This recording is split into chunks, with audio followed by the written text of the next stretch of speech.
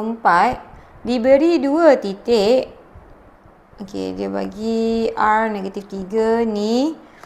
Cari titik T yang mungkin terletak pada paksi Y. Kalau dia dekat paksi Y, okey, mana paksi awak? Ni paksi Y, betul.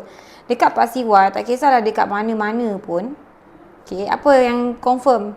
X dia kosong, Y dia kita tak tahu. So, kita bagilah huruf apa? Y. Nak bagi huruf lain pun boleh. Okey. So, T, so kita ada titik R, -3, 4. S 3, -1, T, 0, Y. Okey, dia dah bagi luas. Luas dia 13.5. Macam mana nak kira luas? So, luas sama dengan 1/2. Okey. So, ada 3 titik, betul? Nak kira luas ni dia mesti, okey, contohlah 1, 2, 3. Awak ada 3 titik kan?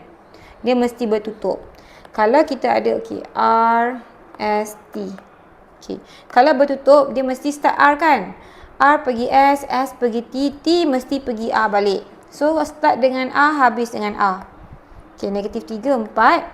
S kita 3, -1. T kita 0, Y.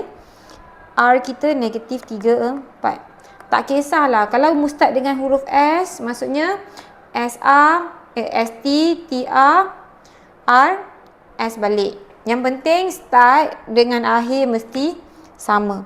Luas dia dah bagi iaitu 13.5. Sama dengan 13.5. Okay. First paruh ni boleh pindah siap-siap. 13.5 darab 2 dapat berapa? Dapat 27. So kita boleh solvekan yang dalam ni. Okay. Atas dengan bawah kita tambah. Kita darab dan tambah. So ni -3 darab 1 dapat 3.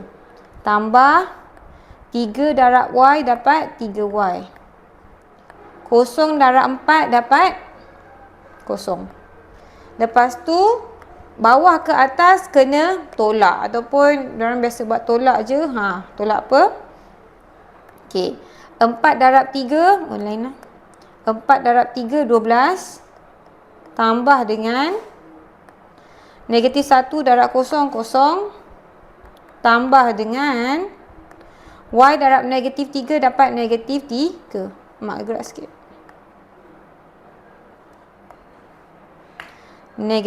Alamak, mana -3? So, -3Y. Nampak? Okay. Kita kembangkan lah. So, kalau tengok ni, 3 tambah 3Y. Okay, ni ada negatif dekat. Okay, so, dia negatif dekat luar. So, bila negatif kat luar, negatif darab 12 dapat -12. Negatif darab negatif jadi positif 3Y. Sama dengan 27. Okey. 3 tambah 3. Okey, kalau kita dah buat, kalau nak buang modulus, dia akan jadi plus minus kat belakang lah, betul? So, 3 tambah 3Y dapat 6Y. 6Y. 3 tolak 12 dapat berapa? -9 sama dengan plus minus 27. Okey. So, 6Y sama dengan -9. Kalau pindah, dia akan jadi berapa? -27 tambah 9. Okey. Senang kita buat. Kita tahu plus minus kan? Dia boleh jadi. Okey. 6Y tolak 9 sama dengan 27. 6Y tolak 9 sama dengan -27. So, 6Y sama dengan -9 tambah 7 dapat 36. 6Y. -9 bila pindah jadi positif. -27 tambah 9 dapat -18. So, Y sama dengan 36 bahagi 6 dapat 6. Y sama dengan -18 bahagi 6 dapat 3.